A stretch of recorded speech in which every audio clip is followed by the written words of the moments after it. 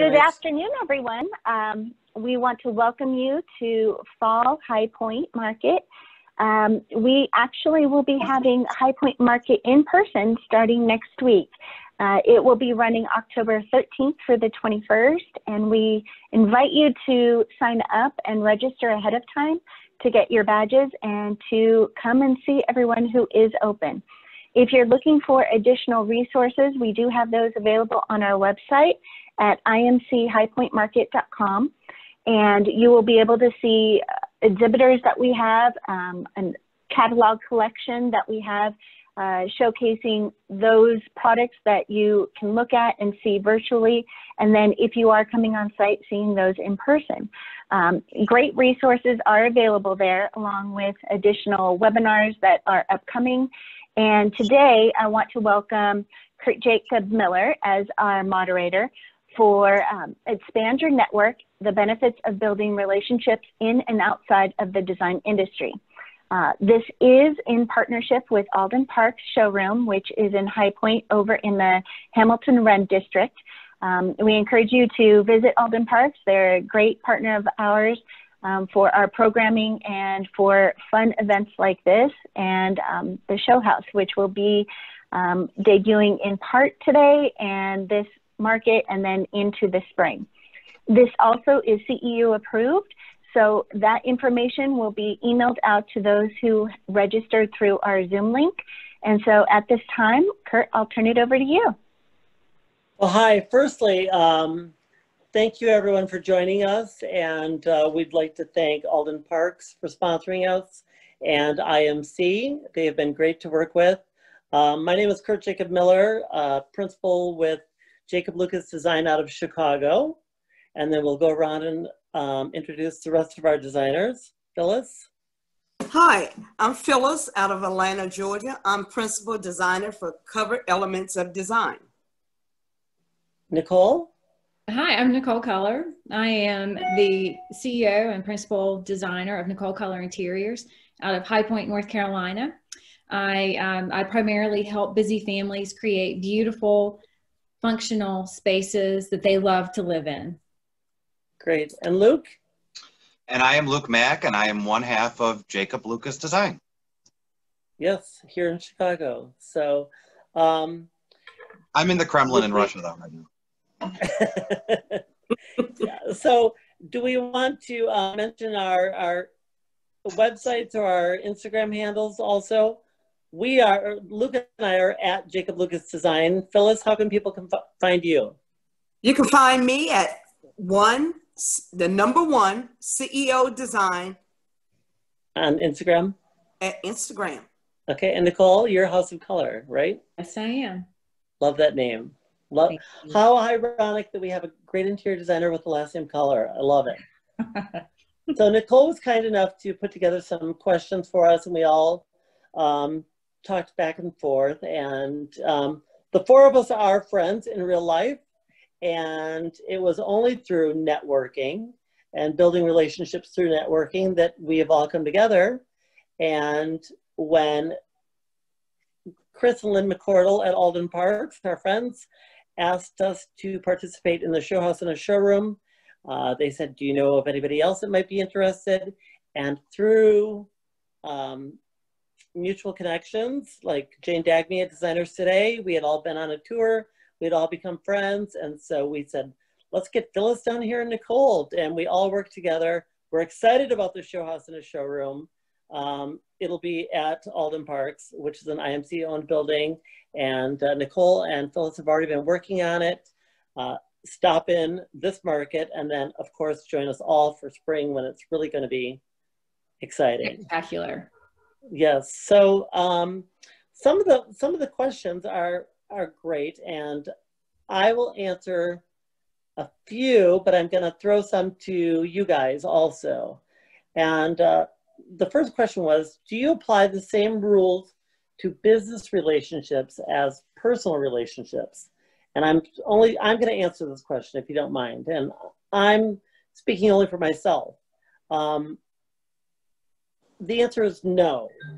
As far as being cordial and being friendly and you're working in a very intimate space. It's their home. You know, you get to know their family. But at the end of the day, I'm still an employee of theirs, and I have to make them happy. And I always have to be mindful of that. I can't get too chummy with my clients because things could go south. So I have to keep it on a business level, and Luke and I try to do that. Phyllis, do you want to chime in on that? I agree. You do have to make a differential between the two, because once I had that problem to occur, I got too friendly with a client, and then they don't give you the respect, you know, as that client and business relationship you should have. So you really do have to keep it. You have to be mindful of being professional with them. You can't let your hair down too low, you know, with your clients, because like I said, in the long run, they don't give you the respect that you should have, and they don't even receive the information that you give them the same. It's Right. more, okay, we're friends, so maybe you can do a better price point or something. I'm serious, you know, Right. it can get to that level. Even though you have a contract with them, they still, when you get too chummy with them, they don't take you as professional. Nicole, You have to be friendly, but never their friend. Exactly. I agree. Nicole, any input on that one? Well, I agree with what has been stated. The only thing that I would say is a little different. I do like to send birthday cards and special notes to clients, just to let them, to keep me on their radar, but also to let them know how genuine I am about working with them, and that I'm listening to the information that they're giving me. Because often in the conversations that we have with our clients, they are very personal conversations, and they do tell us about upcoming events, birthdays, children's birthdays, anniversaries, and it's just a nice way to stay connected with them and to build that relationship. I totally agree on that. And Nicole, that's just kind of in your nature. Knowing you, you're just a sweet, caring person that keeps up on people. Next question was, how has building relationships with manufacturers, tradespeople, and industry helped us in our business? And I'll speak to that first, if you don't mind. It's the basis of our business. It's pretty much everything. Relationships with manufacturers like Alden Parks, who produce their own furniture. Tradespeople are the backbone of our business. We always have to keep a good relationship with our tradespeople, because they're the ones that help us out in a pinch. And I mean, the networking is paramount for myself, for our business. Phyllis?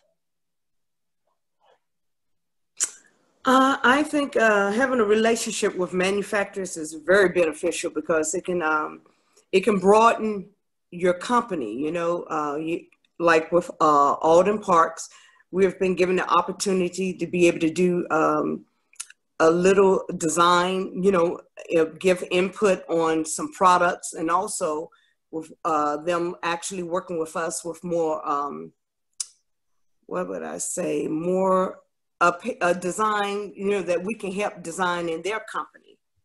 And that once you start working with companies like that, where they will actually let you work with their products, that can just broaden your design larger. Right. And Nicole, I know that you just collaborated on a piece of furniture with Alden Parks. Yes, I did. And I am so grateful for the opportunity. This is the actually first piece that I have designed, and it has come to fruition. It's absolutely beautiful.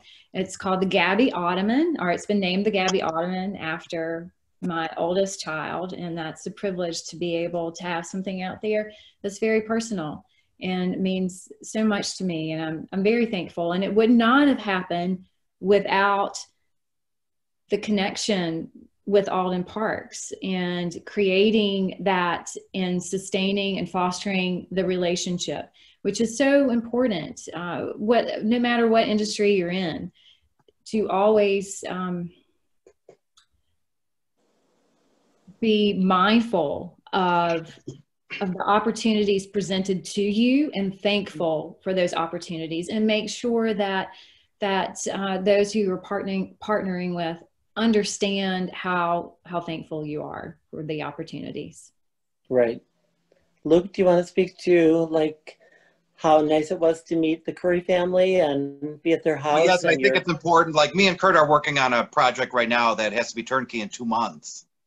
And if we didn't have good relationships with manufacturers and reps and tradespeople, we wouldn't be able to do it in that sort of a time frame. So you do have to have those good relationships.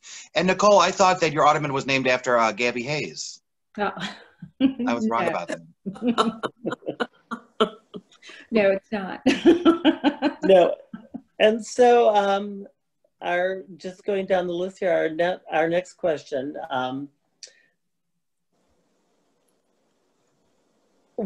In what ways have you found networking to help your business?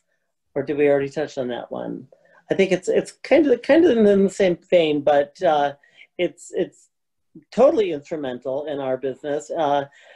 Jacob Lucas Design was only founded by Luke and I a little less than 2 years ago. And if it weren't for networking with people like Ellen Gaffin and Crystal McCordle and Jane Dagny from Designers Today, and the two of you who we've met, these opportunities would not have presented themselves. And But we'd also have no clients. We'd also have no clients, right? And so being in business just a little less than 2 years, I mean, it was a pleasure for the four of us to be at the Curry & Company. I mean, you're going from a sales rep to their actual home and having dinner with them. And I mean, I think that makes a huge difference when you're running into ordering and placing orders down the road. Don't you agree? Oh, absolutely. You're putting a face to a name, and you're in front of them. And so therefore they know who you are. We've had conversations and a dialogue, and that means something. It says something that we all have taken the time to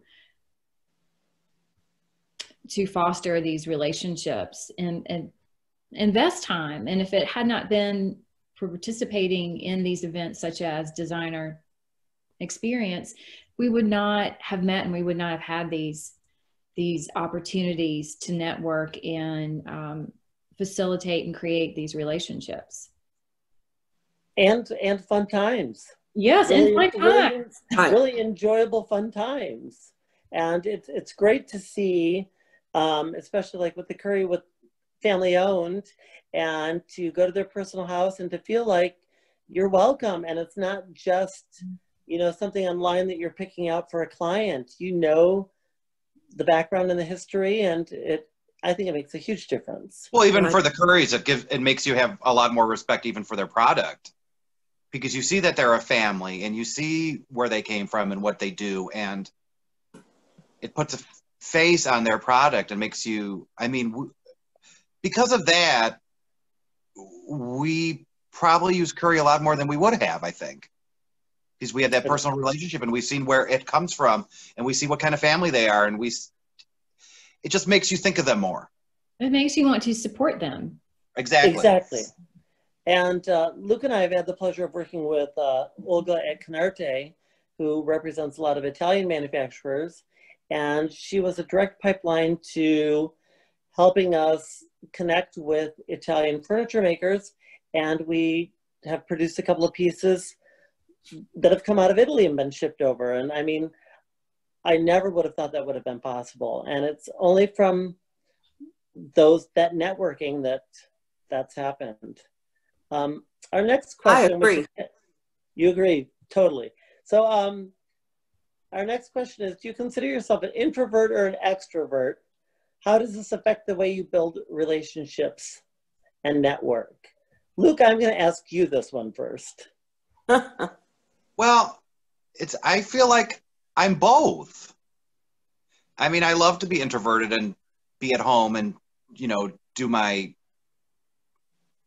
follow my personal passions and read books and be totally private. But then when I go out and parties, I kind of blossom and I feel like, yeah, I want to be around people. I think I'm both, really. Nicole?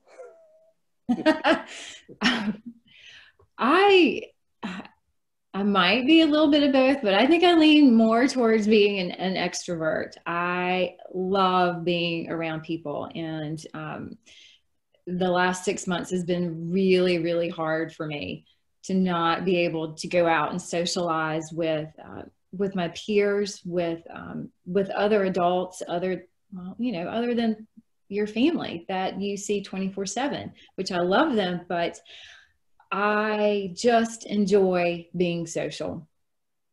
Being what? Totally. People. Social? Social. Social. Oh, yeah. Yes. For sure. Yes. Yes. Get a glass of wine in Nicole, and she's on the dance floor, and she is the first one to make introductions and shake your hand, and you love her by the end of the meeting. Phyllis? I think I'm both. I'm introvert at times, but I'm pretty much more extrovert because that's how I ended up meeting you. Exactly. And Nicole, and it helps build relationships because when I met you guys, I had just come out of being the caretaker for my mother. So I was on a sabbatical for about 5 years from design.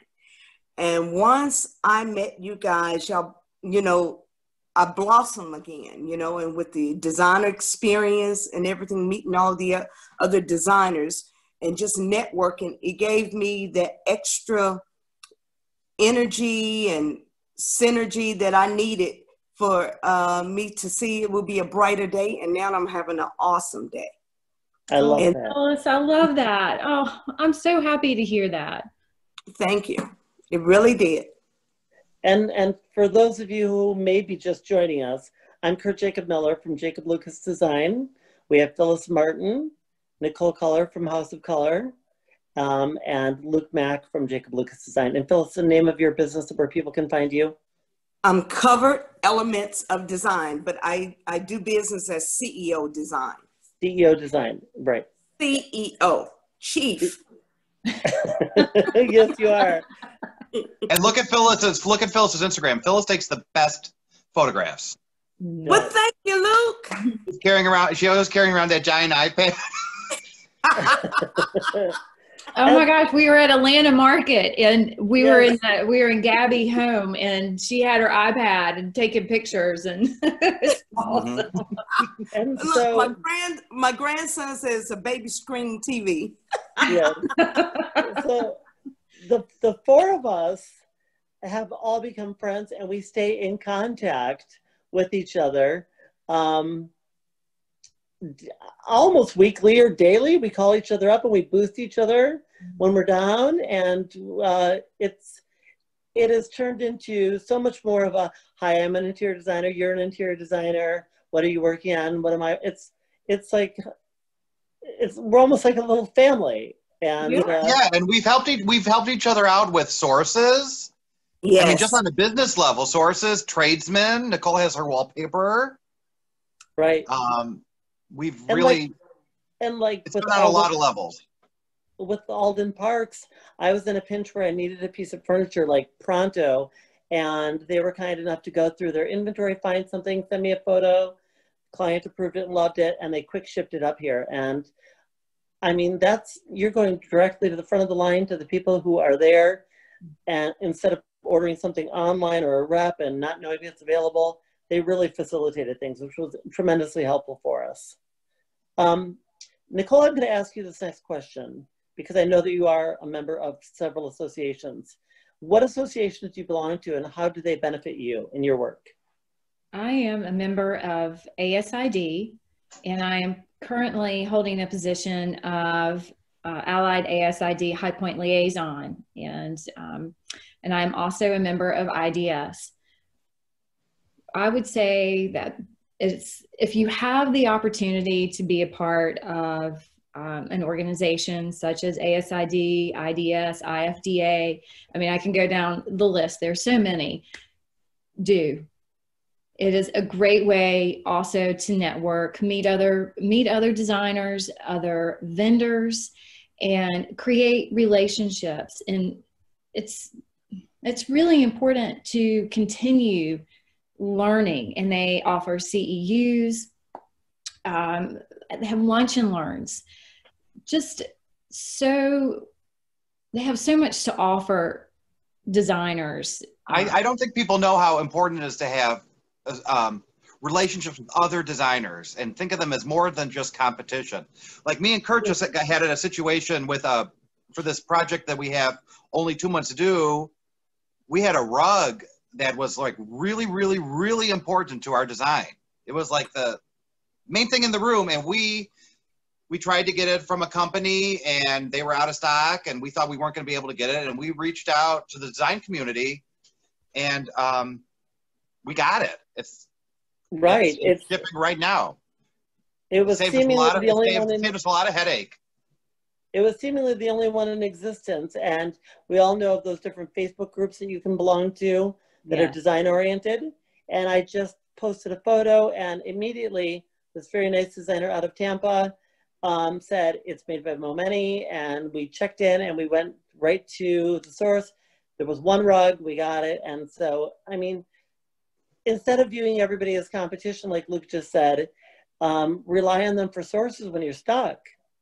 Tampa rocks. Somebody just said, yes, Tampa rocks. We'll be heading to Florida at the end of the month. Getting back to that, it's really important. Use all the opportunities that you have. As you said, the Facebook groups, there's so many. And gosh, I can't even go down the list. But they're great. Any opportunity that you can take advantage of, you need to take advantage of. Don't be afraid, and don't be afraid to reach out to a designer. Maybe you haven't met them, or you briefly introduced yourself, but you're seeking some help with finding a tradesperson in a different city, as you guys are going to Tampa.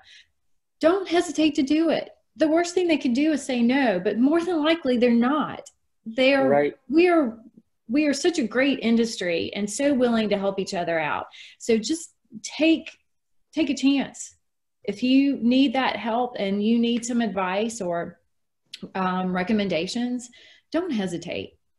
Right. And I have reached out via email to Kimberly Porter at IMC and many times, and she's been incredibly helpful, always gets right back to me, and doesn't make me feel less than or stupid for asking a question. And it's very, very helpful. At the end of the day, Phyllis has introduced me to one of my great loves of my life, which is Polynesian sauce, which I never tasted, which I never even heard of before I met Phyllis. Yeah. We are all. Are you talking about Chick-fil-A? Yes. we are all. We all had Chick-fil-A. I never tasted Polynesian sauce before. Now I have to have it on everything. See? You're ruined. You're ruined for life. We are all passionate about food as well as design, aren't we? Yes. We had some good meals in High Point. Yes. Yes. And we will have many, many more. Yes. Next question posed to us: how do you stay in touch with those you have connected with? And for me, it's total social media. Instagram, you see somebody on there, or Facebook, or a lot of times Kurt is constantly coming up to me and saying, oh, I talked to so-and-so, and I'm like, what? I haven't heard about them in years. And he's just like, he's always reaching out to people and keeping his contacts fresh, which I'm not the best at about that. Yes. Where do you like to network? Social media.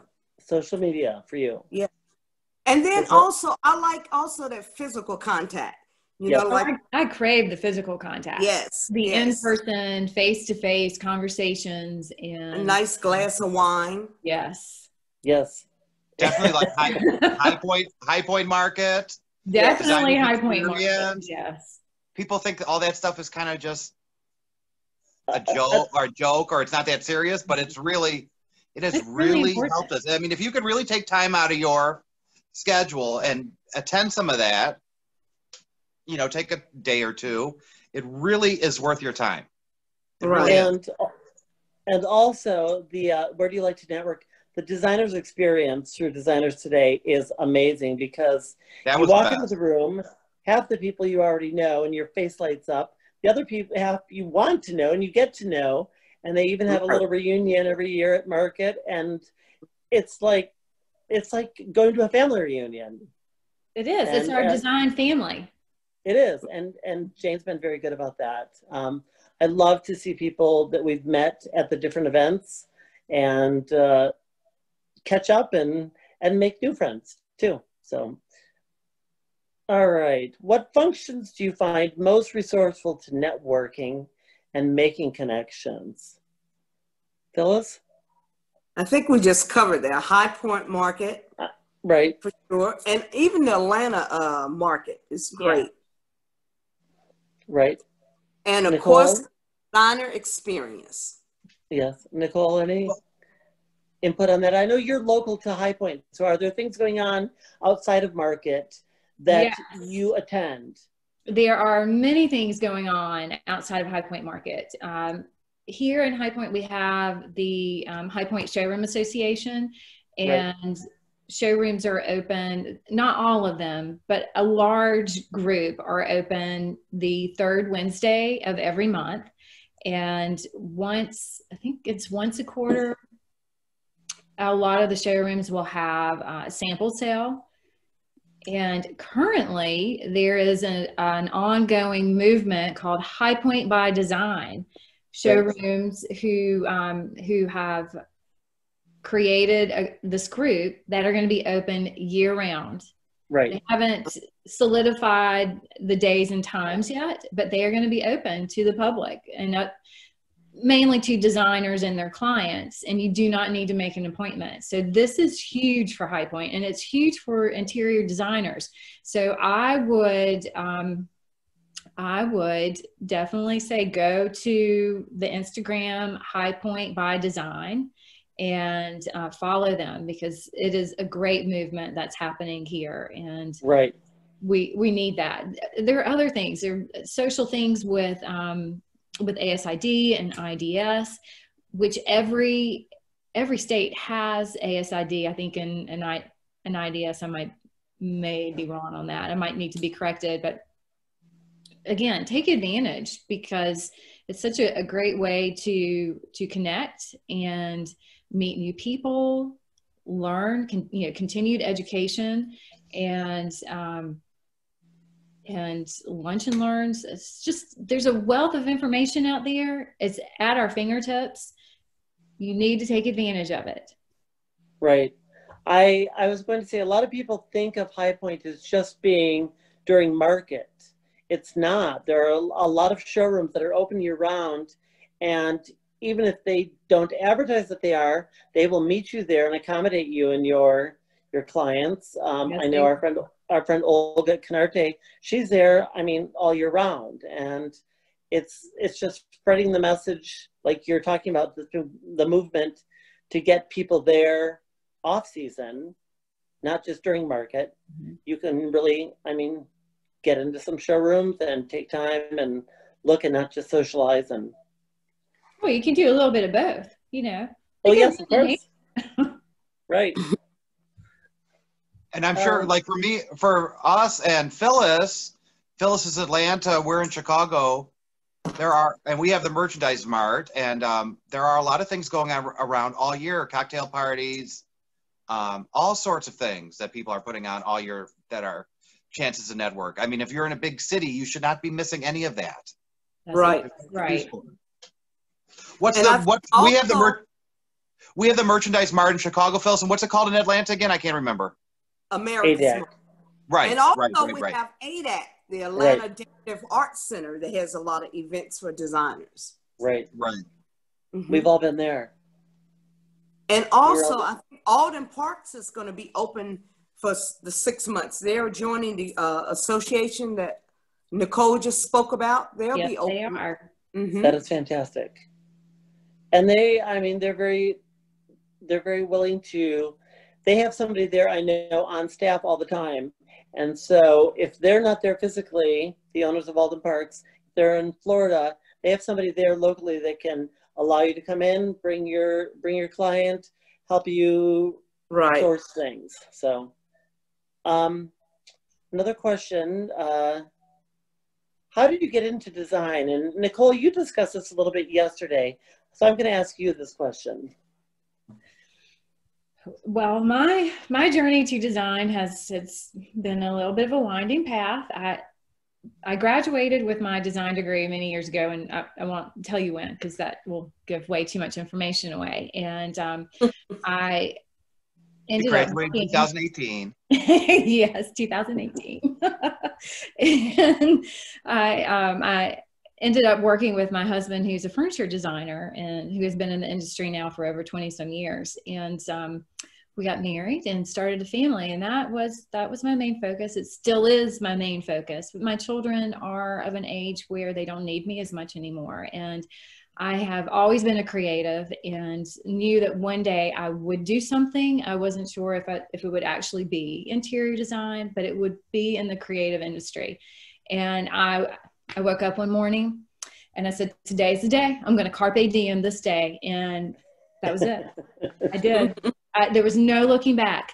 I will not say it has been the easiest to start a business from the ground up. I've been in business less than 2 years, very much like Kurt and Luke, and I feel very fortunate. And I know the reason why I am where I am today is due to networking. It's due to fostering the relationships that I have created with not only my design family, the vendors, manufacturers, tradespeople. It's really important. It takes time, and it's not something that happens overnight. You really invest a lot of your time and energy in it, but in the end, it's worth it. If this is truly something that you love and enjoy, then there's nothing that will stop you from going to the ends of the earth to make things work. Exactly. And there's always something to learn. Always something to learn. Always something to learn. I don't know Phyllis's story, her journey to design. So Phyllis, okay, my journey started a while back. I actually started as an architect major in 1977. And after finishing school, which I didn't finish as an architect, I finished in drafting and design engineering technology. And we moved to Atlanta, and I was hired with an architecture firm as a rendering artist. I would do the renderings for them.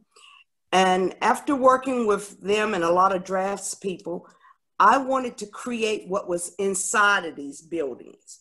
And I was hired on with Ethan Allen. I was one of the first Black interior designers in Atlanta that was hired on with them. And that's how I started. And then in 1998, I went out on my own, and I've been on my own ever since then. Fantastic. And yes, and it has allowed me, like I said, to take a couple of sabbaticals. So now I'm back in for the long haul until I'm about 85. All right, which is 50 years from now. I was going to say a long ways to go. A long ways to go. My journey into design was I went to Kendall College of Art and Design in Grand Rapids, Michigan, which is a big hub of office furniture, and then used to be very high-end residential furniture, and still is with some. And going to school there, my junior year, I changed from marketing and advertising to interior design, then went and got an internship. I found the best design firm in town, and I said, I'm willing to do anything. You don't have to pay me, and did all the grunt work and worked my way through the internship, and then thought I could be self-employed at the age of like 23, which was not at all possible, and ended up running a big design firm here in Chicago as the director of marketing and building the business for that designer. And a little less than 2 years ago, I left that environment and said, let's do this. And Luke had a degree. Luke? Well, I went to Harrington Institute of Interior Design in Chicago, and that's where I started. And then I interned at Marshall Field's Interior Design Studio on State Street in Chicago. And I worked there a couple of years, and that's where I got started. And I really, really haven't been totally serious about it until I met Kurt. Not really, but I mean, I've known Kurt, me and Kurt have been together for years, but I mean, just the past 2 years, we've really gone after it. You're right. We've made the decision to say, this is a business, this is our business, and we're going to put everything into this and look for those opportunities which come from networking. Mm-hmm. So Nicole had another great question here. What do you like best about being an interior designer? Or let me add a little to that. What do you like best about being an interior designer and also self-employed, Phyllis? What I like best about being an interior designer, because I can actually go into people's home and make it their own, not just a house, right, but make it a home. You know, a lot of times they think the worst about interior designers, we want to go and get rid of everything. But I really like to go into a home and incorporate what they have that's usable, right, and things that has momentum, you know, like family heirlooms and different things. But I really love making a home comfortable, and they can say, wow, this is what you've done for our family. Right. You're creating a very intimate space for them. Exactly. And at the end of the day, they have to come home to it, not you. Exactly. Now, what was part two? Part two, well, I think my Chardonnay has kicked in. Oh, good.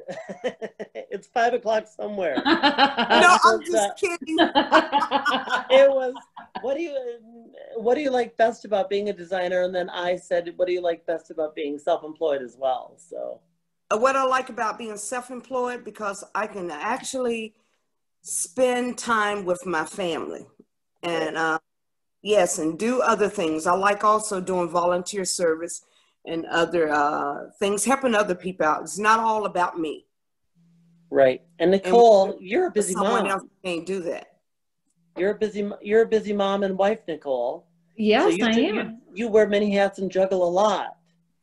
I do. And it's, it makes our life very interesting in the Keller house. It's a colorful household. It is. Oh my goodness.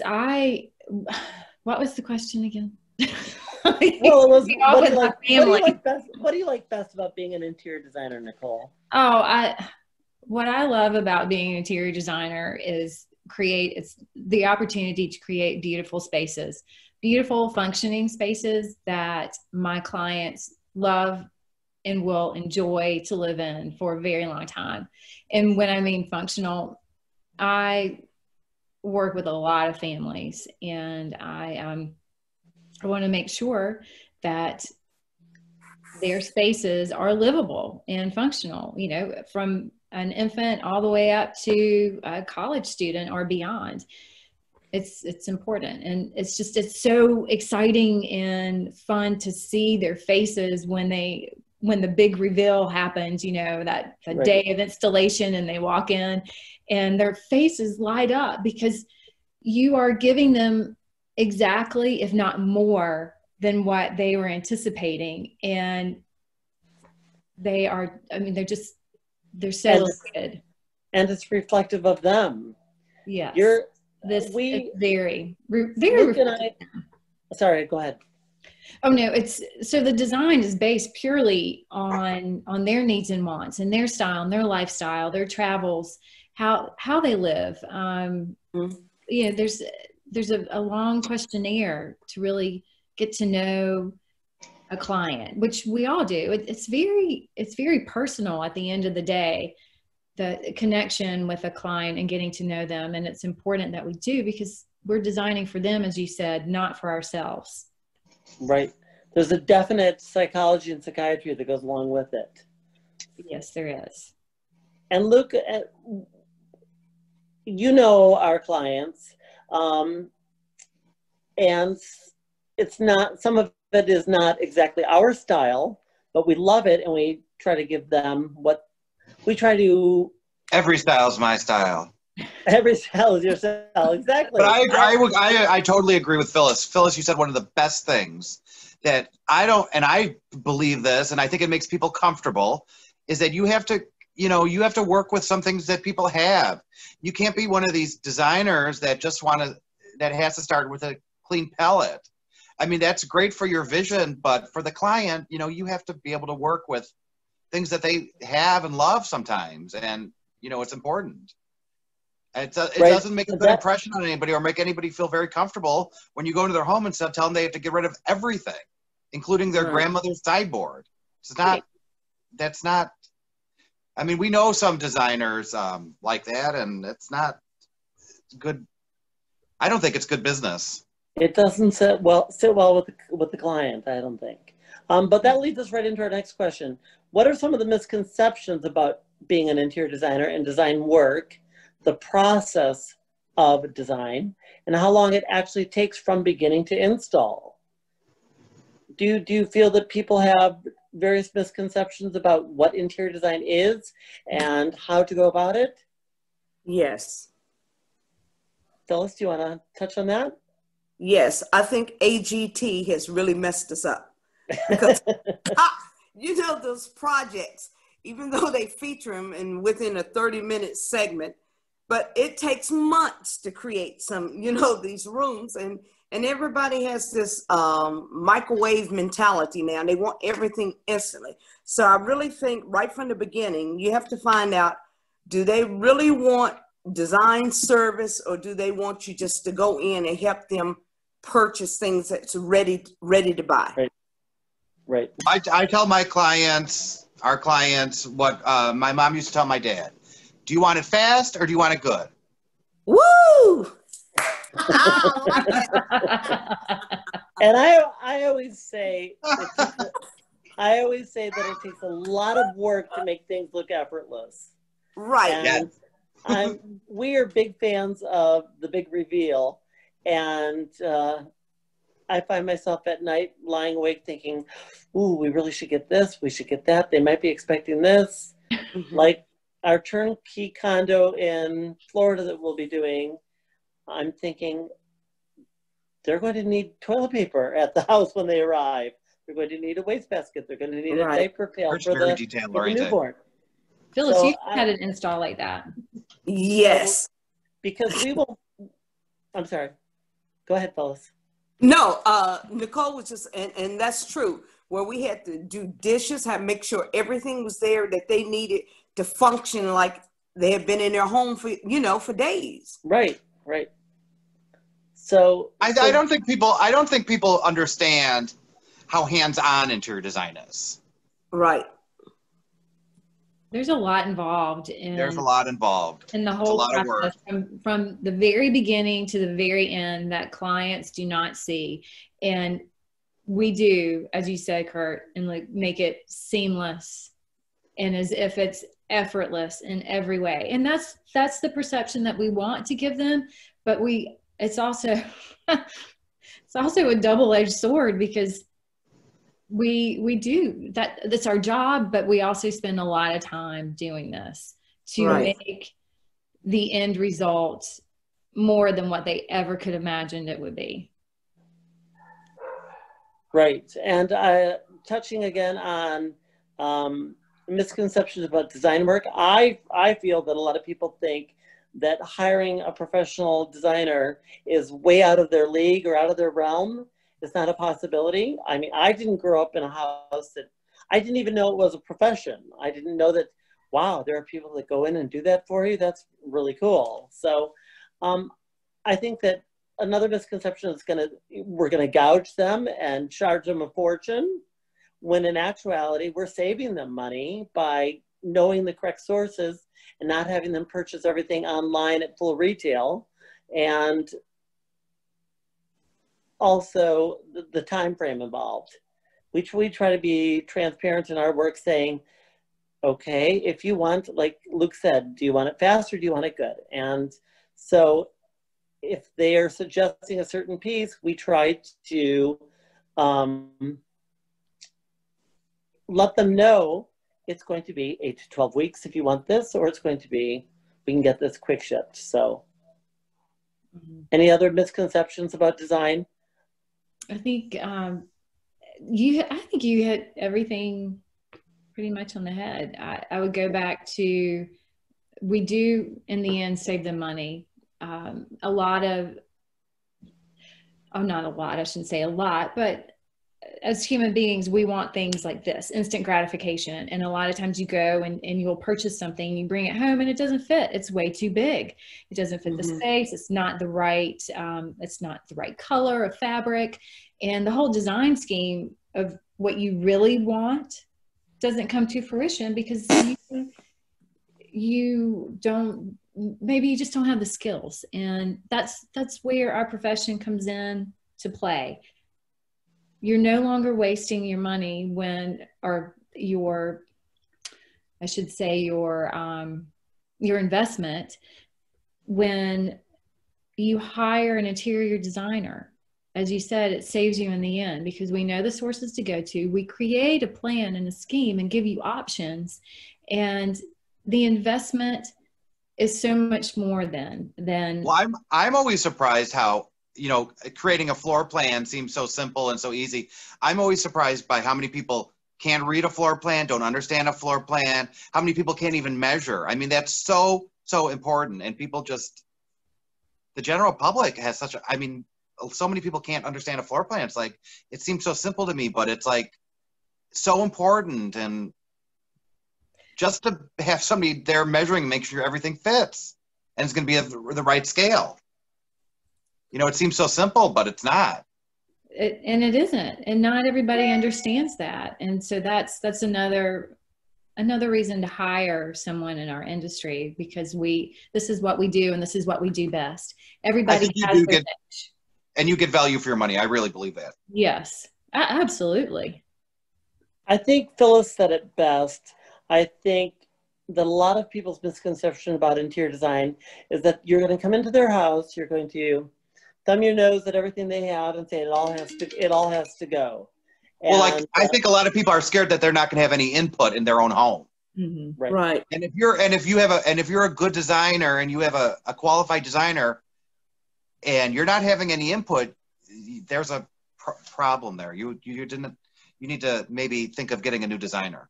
That's just not how it works. I agree. Yes.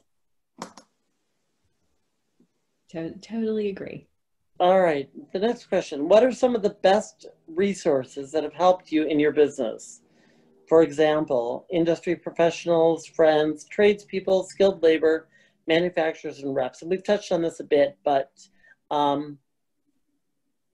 what are some of your go-to resources that have really helped you grow your business? Luke? You're going to ask me that first? Sure. Tag, you're it. Well, I think I think Alden Parks is really good to have a place that has, where you have at a good price point where they have everything. Mm-hmm. If you get in a bind, a place like that carries a lot of different styles mm-hmm. and has a lot of different pieces. It's important to have a place like that rather than have something like, a place that just has contemporary or a place that just has very traditional. It's good to have a go-to place where you could, that's moderately priced, where you could get filler for your room, which is important. Right. I was going to say also, with Alden Park specifically, the price point is great. Yes. And it's quality furniture. The value the quality is good. Right. Very good. Right. So, all right. So we know all of that. Hey, this is a fun one. What are your hobbies? I know some of Luke's hobbies that are his personal Kurt's hobby is interior design. My hobby is interior design 24/7. Seriously, Kurt is like 24/7 interior design. No, I like gardening and cooking, and I collect a lot. We're collectors of antiques. Tell us, what are your hobbies, hon? Besides interior design, I love taking pictures. And guess what? I have a 35 millimeter now, and I can put down the iPad. Oh, yes! Phyllis, you're moving on up. But what is that? What is that like, Phyllis? That's like a digital camera? Yes, it's a digital. But I love taking, especially beautiful pictures. My dream is one day to take some nice, beautiful photos, and I can start selling them. I love taking landscapes, as you may know, in architecture. I love architecture. Yes. Oh, this is so exciting, Phyllis. You're going to enjoy your 35 millimeter. Photography is a talent. I am not a great photographer, and Phyllis is a great photographer. And that's something natural, because I can't take a good picture to save my life. We've been places with Phyllis where she gets kind of a candid shot or and we always say, Phyllis, did you take that? Yeah. So yes, she did. Phyllis, we're picking on you, but we love you. And you know I love you. We love you and your iPad, and you know it's going to be sad to see that iPad go. Oh my God, Phyllis fell. So what did you say? Phyllis, are you okay? Are you all right? Look, the iPad fell over. Like, please don't let me go. Okay, so Nicole, what are your hobbies, Nicole? Oh, sorry. I just have to say something. This is what you get when you network and you find your design family. Right. You get to know each other so much more and be able to joke and laugh and just have such a great time. And I know one of Nicole's hobbies. What is it? Badminton. Yes. I do, actually. I have a new love, badminton. When was the last time you played badminton, Nicole? It was last night. Last night, I know. It was so much fun. It is really a great stress reliever. I don't know, but it's really fun. But I do. Oh, sorry, go ahead. No, I have to say, when I was in high school, the only sport I enjoyed during PE was badminton. Wow. I don't know why. Same here. I love badminton. I hated everything else. You should see when they made me do a gymnastics routine. Oh, you did a gymnastics routine. I mean, I just can't. Oh, that's funny. it's just like, why would they make people do that? I don't. They just want, like, well, I mean, you should encourage bullying. I know, Luke and I being a couple, I know Luke's hobbies, and one of them was just featured in a magazine. Yeah. Tell us about your dollhouse, Luke. Oh, yes. Dollhouse. Oh, my dollhouse. Well, it just started out as something we bought at a garage sale. We used it as a cabinet to keep dishes in. And one day I just bought like a little like marble floor, and I just started, and I don't know, I haven't put it down then. I always loved dollhouses even since I was a little kid. And it's beautiful. It's absolutely beautiful. You've seen it, right? It's like miniature rooms of like, it's like palatial palaces, little sterling silver chandeliers and tiny little blue and white chinoiserie vases and oil paintings. And we get the smallest packages delivered to our house. And I'm like, oh no, what's this? I have some crazy hobbies. I do. Yeah. Those are so crazy. I love that. It goes hand in hand with some of your truest of loves in your life. I think fashion, cooking, interior design, they're all kind of interrelated, and they're all outlets for us instead of concentrating on design 24/7. Yes, I think that's true. And going back to badminton, I have to thank Jane Dagme for that. She we had a little back and forth with badminton last night, so yeah, it was a lot of fun. I thought she. Why is badminton so much easier than tennis? I don't know, but I love it. I love it so much more than tennis. So bad at tennis, but I'm good at badminton. I don't understand that. And I think if there's less running. Jane is giving us a thumbs up on badminton. She's bringing it back, she and Frank. Yes, she and Frank are. There's going to be a league soon in Emerywood. All right, we touched on the hobbies. I think we're getting down here too. And I was going to start with Phyllis with this one. What career would you have chosen if you were not an interior designer, Phyllis? A professional chef. I love cooking. A professional chef? Yes. When's the last time you assembled a barbecue grill?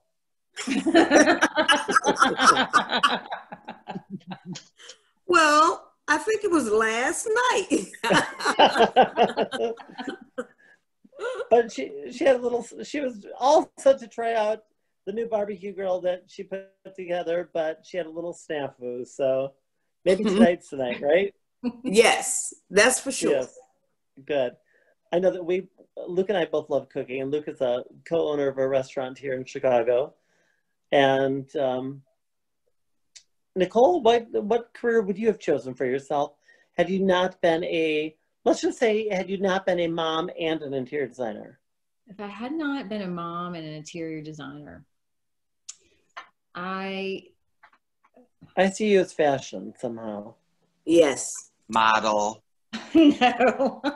Model. I would have ventured into teaching, specifically art in some form of way. I love children, and I love art. I love art and architecture and everything that has to do with the design world and bringing it to life to the youngest and to the oldest, I think is a privilege. And I think that's what I would have done. But here I am. I really am enjoying what I'm doing now. I personally, I think I probably would. I would love to have been a shopkeeper, an antique store. And so now we just fill our house to the top. And we buy and collect for ourselves and have we have an older home and it's full of antiques, and we buy for ourselves. We don't sell, but I would love to one day have a shop that's curated, from a curated eye. I could. You have such a beautiful home, even though I've only seen it virtually. So do you, my dear. You're very gracious. Thank you. And so does Phyllis. So thank you. Another question here. Pre-COVID. You didn't ask me. Luke, what would you have done? I would have been an investigative reporter. Investigative reporter, I can see that. I love doing research, and I love finding out every little detail. I told Luke 2 nights ago, I said, you would make a very good researcher. Like when we're watching television and they have an expert come on for such and such obscure thing. And I'm thinking, how do you become an expert in... Yeah, but I'm also good at getting information out of people. You don't tell me something like, why are they telling me this? Yes. They should tell me that. They shouldn't tell me that. Exactly. So I'm going to elaborate on this little one. But pre-COVID, where did you find your inspiration for design? And where do you look for your inspiration for design now during COVID, when we aren't able to go out as much? For me, it's still social media, and I love print publication. So right. I could blow all my extra money on magazines to read on an airplane, or to, in my downtime, if I have any, to read. Books, I love books. We have so many books. Nicole, inspiration? Inspiration, travel. Pre-COVID versus travel. Was what? Travel. Travel, yes.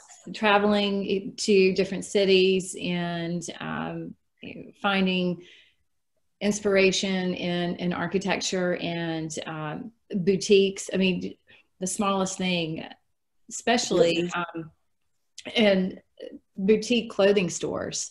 Right. As far as color and pattern. And then, well, in COVID now, it's definitely print and Instagram, and right. viewing show houses on Instagram and YouTube. Kips Bay. Yes. Since we're not our opportunity to travel isn't quite there yet. Just flipping through, and we had a great show house here in Charlotte through IDS, and unfortunately that was shut down right at the beginning of COVID, and that went virtual. So that was a lot of fun to view, and the pleasure of my own home with a glass of wine. Yes, exactly. And also, Nicole, I'll just mention you were involved in the Junior League, High Point Junior League show house last fall market. Yes. Congratulations. That was fantastic. Thank you. And that's actually going to, so that was with Aspire Design and Home magazine, and that will be published this December. It was going to be published in June, but due to COVID, they've pushed it up and combined, I think, all their show houses in a publication coming out in December. Congratulations. Thank you. Phyllis, has COVID affected your going out and finding inspiration places, or how do you keep yourself inspired?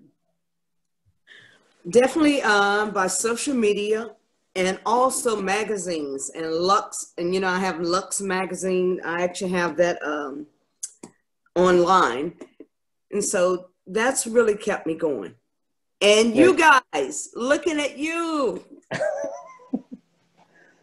Well, Luke and I are not afraid to travel and, take precautions, but we just got back from Florida, and it's an entirely different scene down there. And the project that we're working on is very different from our typical work, maybe. Luke, I don't know.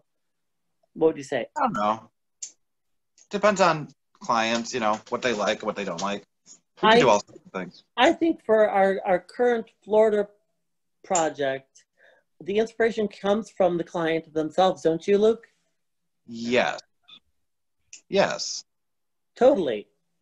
I mean, we know her style, we know their style, we know how they live. A 6-month-old and a 3-year-old, and I get a lot of inspiration from like commercial spaces. Like I have a lot of ocean liner books, and I love old hotels and new hotels and restaurants. New restaurants. I love to look at commercial space, even though I'm not really a commercial designer. But I don't know. You could get a lot of ideas from that.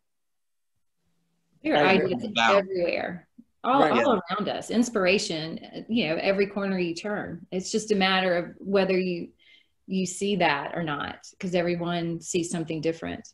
I can. Speaking. I get even from everybody. I got inspiration from Phyllis's coffered ceiling in her living room. I got inspired from going to Nicole's house and seeing that beautiful paneled room she's sitting in right now. Yes, and the painting above her, I love. There's inspiration love. everywhere. Right. I was going to say, with COVID going on and being here at home, the restaurant is closed down. We do design work, but we do a lot of it from home. But I've been spending a ton of time in our garden. And I mean, I don't think there's any better inspiration for color than nature. And we've put in so many different plants and flowers and things. And I just like to take my cup of coffee, wander through the garden, and it inspires me. The colors, I mean, are so vibrant and cool. And I think, wow, those look really good together. That orange and that purple, or that orange and that red, that would translate well to a rug or to a lamp. Or so I think I've turned to nature, whereas before I didn't have enough time to spend here at the house working on the lawn. And I love that. Luke knows that I just kind of quiet.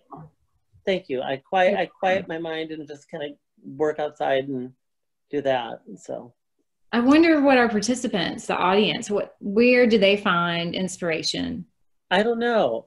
I've seen a couple of questions pop up, but I can't really read them. So if anybody can help us out, or if anybody has any questions,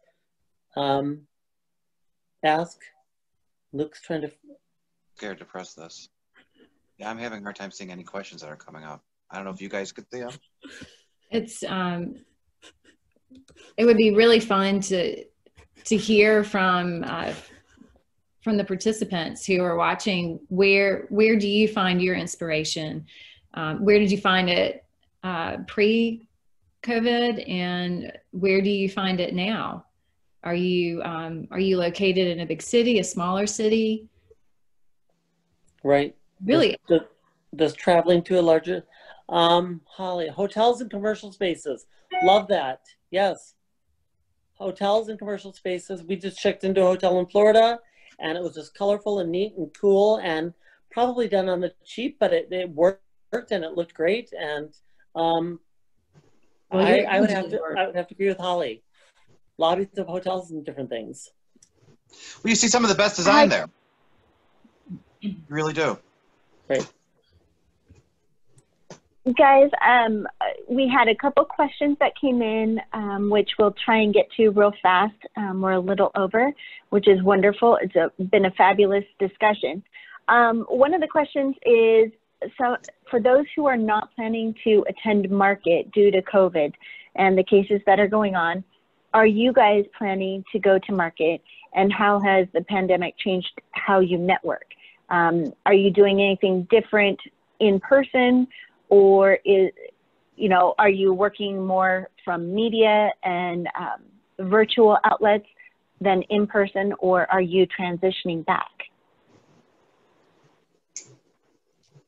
I can take the question on High Point Market.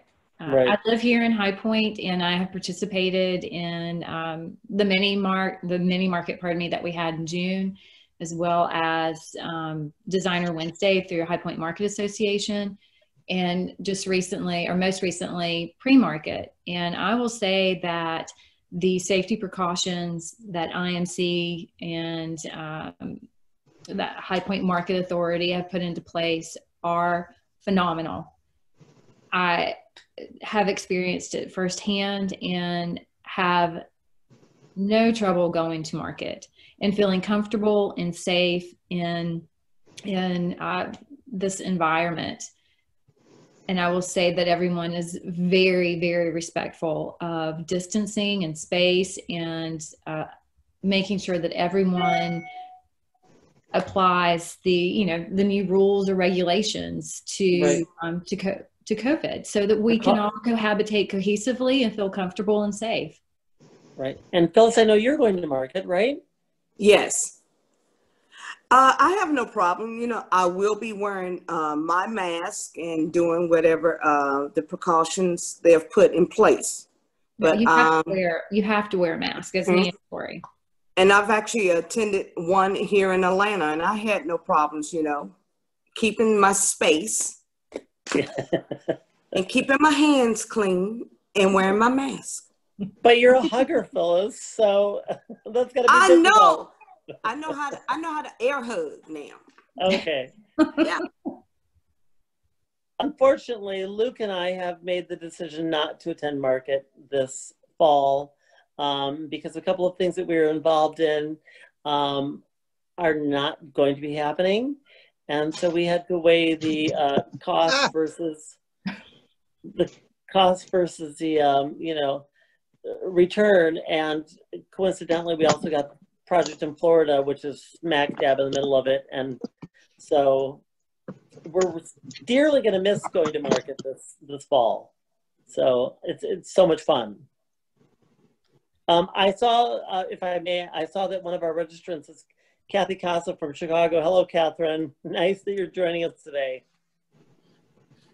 So, Kimberly, do we have any other questions that came in? Do you know? Virtual. How are we networking? Virtually. DX virtual. Exactly. Design experience virtually. We've had 2 of those now. Instagram more than Facebook, I would say. Right. But it's a lot of Instagram. It's the best way to keep in touch with everybody, I think. A lot of Zoom. A lot of Zooming. Zoom. Yeah. Yes. I don't see any other questions, but I don't know what we should touch on as far as, certainly we want to welcome everybody to Alden Parks this market, and we want to welcome them all to Alden Parks in the spring for the full show house and a showroom, or show house and a showroom, yes. Mm-hmm. And then if I can say, we have not having been very familiar with High Point and different manufacturers, we are not attending High Point Market this season, but in our project in Florida, we are using the most High Point vendors, people who we've met through networking in this project. We have everybody that we've come in contact with in High Point, we are using something from their line in this project in Florida. And from Canarte to Curry and Company to rugs from Momeni and Safavia, Sunpan. Jill Seal, yay. We all love Jill Seal. Nuvo, I mean, Caracol. So we are— Curry and Company, of course. Curry, yes. So we are supporting High Point. Without being there, they're on our radar, and those are the people that we are purchasing from for this project. So. And that anything else? That's networking right there. That's networking. And we just used a piece from Alden Parks. So. And I just installed a piece in Charlotte from Alden Parks. Right. Yeah. It's beautiful, a beautiful floor mirror. I think we should probably wrap up. I think we're over. That's okay. It's been wonderful. Yeah, no, everyone's still here. And we want to just thank everyone for joining us. It's been wonderful having you as designers join us in partnership, of course, with Alden Parks. And if you do want to come to High Point Market and see the product firsthand in person, it actually begins next week on the 12th. And so you can register on our website through imchighpointmarket.com. And thank you again. And if you wanted the CEU credit, that will actually be emailed out to you tomorrow. So thank you, and we wish you well and stay healthy and happy.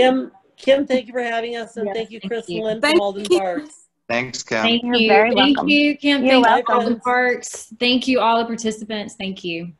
Thank you. Thank you very much. And thanks. Bye, guys. Well. Thanks. Bye.